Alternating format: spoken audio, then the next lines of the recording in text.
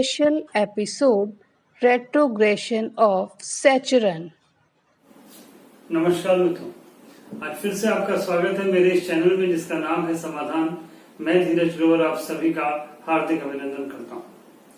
आज का हमारा विषय बहुत महत्वपूर्ण है। हम बात कर रहे हैं कर्म फलदाता कर्म के ग्रह शनिदेव की। शनिदेव जो कि आज 11 मई को वक्री होने जा रहे हैं और उनके इस वक्री होने के क्या प्रभाव होंगे इसके बारे में हम चर्चा करेंगे। सबसे पहले हमें ये समझना है कि आखिर वक्री का मतलब क्या होता है। देखिए, जब भी कोई ग्रह वक्री होता है तो उसका सीधा सीधा एक ही मतलब होता है कि वो अपनी धुरी से उल्टा चलने लगा है।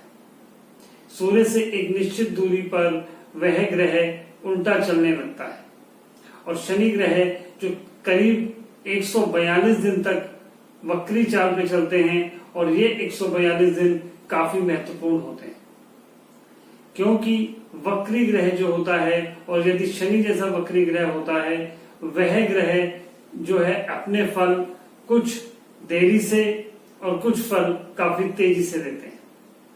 लेकिन इसमें ये डिपेंड करता है कि आपकी आखिर राशि कौन सी है, आपका लग्न कौन सा है और शनि आपके किस जगह पे विद्यमान है।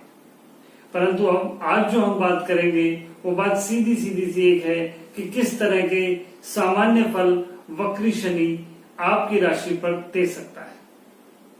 शनि इस समय अपनी ही राशि में है, मकर राशि में है। 24 जनवरी को शनि ने मकर राशि में प्रवेश किया है। इस समय उत्तराषाढ़ा नक्षत्र में शनि है और 11 मई को सुबह तकरीबन 9:30 बजे के आसपास उन्होंने अपनी चाल को बदला है और वो वक्र गति से चलने लगे। आज आपको ये भी पता है कि पूरा विश्व एक बहुत बड़े संकट से गुजर रहा है और इसमें कहीं ना कहीं शनि का भी रोल है। ऐसा प्रतीत होता है कि शनि पूर्ण रूप से नेचर के साथ खड़ा है और पूरा नेचर जो है वो साफ होने लगा है। साफ पानी, साफ हवा और नेचर अपने आप को दोबारा से जीवित करने में लगा हुआ है। कहीं ना कहीं हम लोग नेचर से इतना खिलवाड़ कर चुके हैं कि अब जरूरत थी कि दोबारा से नेचर को पुनर्जीवन मिले और वो अपनी गति पे स्वतः चलता रहे। और आज यहाँ पर न्याय फलदाता कर्म फलदाता नेचर के साथ खड़े नजर आ रहे हैं।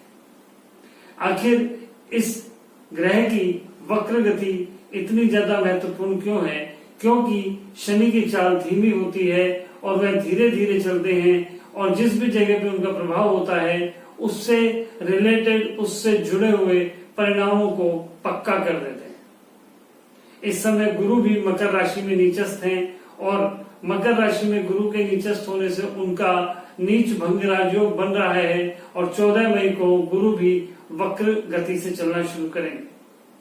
वक्री ग्रह की एक बात और मैं आपको बता देता हूँ। शनि ग्रह जब भी वक्री होते हैं तो ये समझ लीजिए कि वो आपको कुछ सिखाना चाहते हैं, आपको कुछ बताना चाहते हैं और आपके लिए इतने चैलेंजेस, इतनी बाधाएं खड़ी करते हैं कि वो आपको एक परफेक्ट पर्सनैलिटी बना के निकालते हैं जब वो वक्री से मार्गी होते हैं। और आप ये देखते हैं कि मेरे कार्य जो इतनी बाधाओं से हो रहे थे उनमें मैं इतना परफेक्ट हो चुका हूँ कि मैं दूसरे को सलाह भी दे सकता हूँ, मुझे वो अनुभव प्राप्त हो चुका है।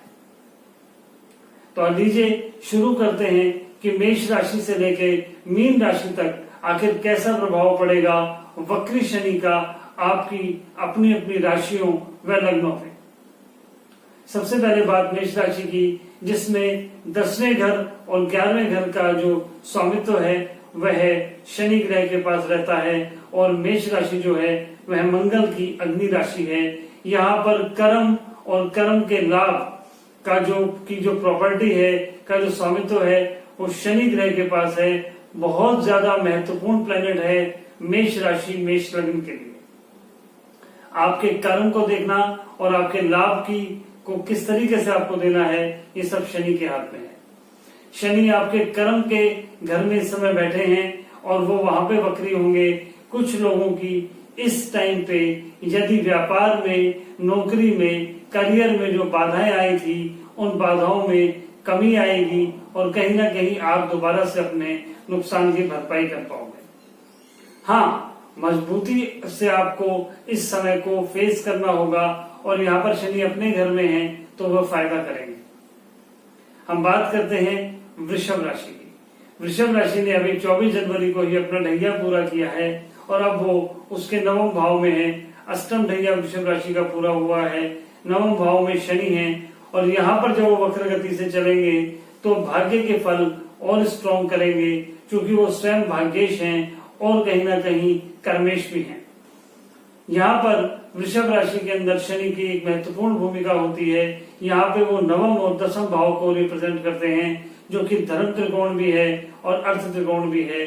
यहाँ पर उसकी वक्र गति जो है वह भाग्य के अंदर एक स्ट्रॉन्गनेस लाएगी, कामों के अंदर सपोर्ट देगी और कहीं ना कहीं फायदे की बात करेगी। हम बात करते हैं मिथुन राशि की। मिथुन राशि की इस समय अष्टम ढैया चल रही है और इस अष्टम ढैया के अंदर जो है पहली चीज तो ये कि ढैया जो है वो है अच्छी नहीं मानी जाती है, इसे लघु कल्याणी माना जाता है। मैंने आपको पहले भी बताया था कि एक तरह की लर्निंग शनि ग्रह जो है वो अपने उन राशि के जातकों को, उन लग्न के जातकों को करवाते हैं जब वो उनसे 8वें घर में होते हैं, 4थे घर में होते हैं, क्योंकि उन्हें ढैया कहा जाता है। और इस समय मिथुन राशि के अष्टम भाव में शनि विचरण कर रहे हैं और वहां पर वह वक्री होंगे। जब यहाँ वक्री होंगे तो आपको अपने स्वास्थ्य का ध्यान रखना होगा, अपनी वाणी का ध्यान रखना होगा, अपनी जमा पूंजी का ध्यान रखना होगा, क्योंकि यदि आपके कर्म अनुशासित नहीं होंगे, कर्तव्य परायण नहीं होंगे तो शनि एक ऐसा प्लैनेट है जो व्यक्ति को राजा से रंक भी बना सकता है। अष्टम भाव जो होता है वह मृत्यु का भाव भी होता है, परंतु शनि जो है वह अष्टम भाव के कारक माने जाते हैं। इसलिए आपको चोट चपेट का विशेष ध्यान रखते हुए, अपने धन का विशेष ध्यान रखते हुए, अपनी वाणी का विशेष ध्यान रखते हुए अपने कॉन्फिडेंस को बना के रखना है। और अगर हो सके तो काले कपड़ों का, काले जूतों का या काली किसी भी चीज का आप अगर प्रयोग नहीं करेंगे तो आपके लिए बेहतर रहेगा। हम बात करते हैं कर्क राशि की।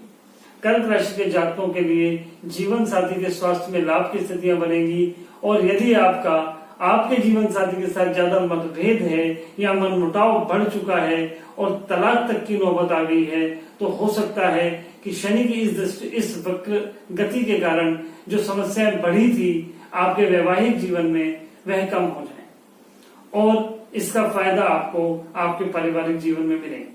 साथ ही साथ आपके जो भी आपका जीवन साथी है, पति या पत्नी, उन दोनों में ही लाभ की स्थिति यहाँ पर बनती है। हम बात करते हैं सिंह राशि की।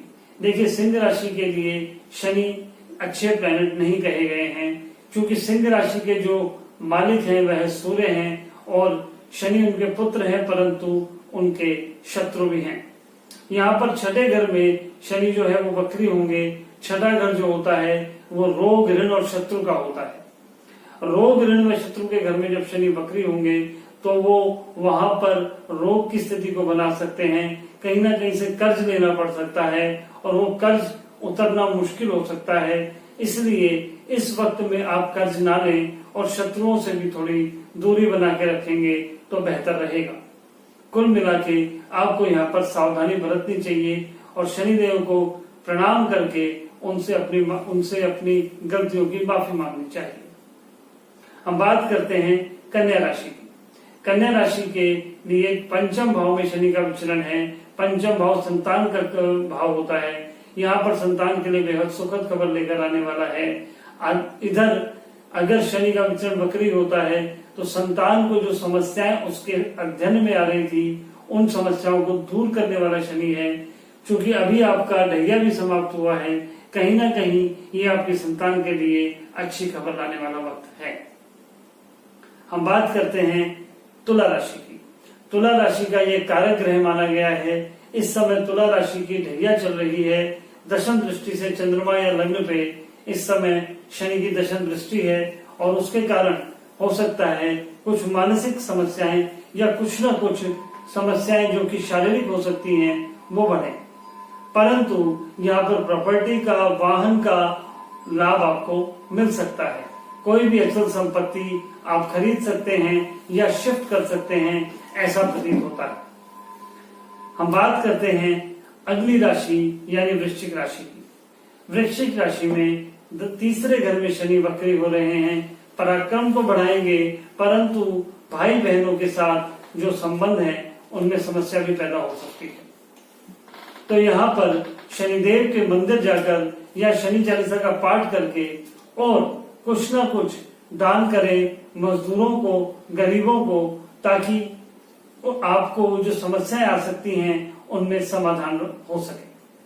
हम बात करते हैं धनु राशि की। धनु राशि के लिए शनि का जो ये विचरण है, शनि की जो चाल है, ये उनके दूसरे भाव में होने वाली है। दूसरा भाव जो होता है वो आपके धन का भाव होता है, आपके रिजर्व का भाव होता है, आपकी कमाई का भाव होता है, जो आपने जोड़ा है उसका भाव होता है, आपके कुटुंब का भाव होता है। यहाँ पर शनि की वक्री गति जो परिवार के अंदर थोड़ा सा मनमुटाव पैदा कर सकता है, इसका आप विशेष ख्याल रखेंगे। शनि जो है जहां बैठते हैं वहां पे परेशानी नहीं पैदा करते हैं, बल्कि उनकी दृष्टि जो है वह परेशानी पैदा कर सकती है। इस समय शनि की दृष्टि जो है वह आपके अष्टम भाव पर पड़ रही है, माता के भाव पे पड़ रही है और कहीं ना कहीं लाभ भाव पे पड़ रही है। यहाँ पर आपको लाभ की स्थितियां बन सकती हैं। एक बात और स्पेसिफाई करना चाहूंगा, ये इस समय आपका जो 7.5 का अंतिम ढैया चल रहा है, ये जो वक्र गति है, इसमें आप अपने स्वास्थ्य का और खासकर अपने पैरों का विशेष ख्याल रखेंगे। हम बात करते हैं मकर राशि की। मकर राशि के जातकों के लिए लग्नेश शनि है, अपने ही घर में शनि विद्यमान है, 7.5 का पीक पीरियड है। यहाँ पर मानसिक समस्या होना दिखाई देती है, लेकिन वो मानसिक समस्या भी देंगे तो कहीं ना कहीं आपको शक्ति भी देंगे। और यहाँ पर आपको ग्रह क्लेश और खर्चों से थोड़ी सावधानी रखनी होगी, क्योंकि शनि की वक्र गति शनि को 12वें घर की तरफ, आपकी राशि से 12वें घर की तरफ लेकर जा रही है। हम बात करते हैं कुंभ राशि। कुंभ राशि के जातकों के लिए लाभ के अवसर बढ़ने वाले हैं। यहाँ पर 7.5 के कारण मानसिक तनाव हो सकता है, परंतु शनि की वक्र गति आपके लाभ भाव की तरफ जा रही है। इसके कारण आपको लाभ की स्थितियां बनेंगी। आपको स्वास्थ्य का विशेष ध्यान रखना चाहिए। हम बात करते हैं अंतिम राशि की, मीन राशि की। मीन राशि के जातकों के लिए यह समय लौटे लगने जैसा है।